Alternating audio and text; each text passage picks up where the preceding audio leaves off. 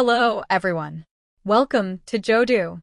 A subform functions like an embedded mini-form, allowing you to supplement details related to the main data. In Jodoo, 3 methods are provided for you to add records to subforms. Let's take a look at them. Option 1. Add directly. In this case, we have preset the subform. So just click the Add button here.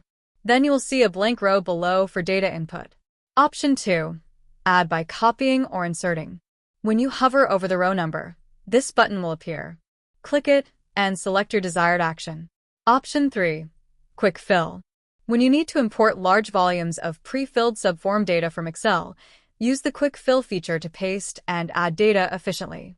We click Quick Fill under the subform and enter the Quick Fill page. In Excel, copy the desired cells and paste into the subform. Click Next. OK. If errors occur, they will be shown on this page. You can correct them before proceeding. Otherwise, the subform will display as empty.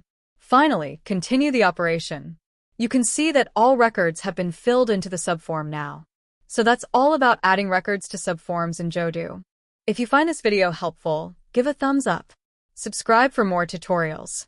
And let us know in the comment if you have any questions or suggestions. Thanks for watching, and I will see you in the next video.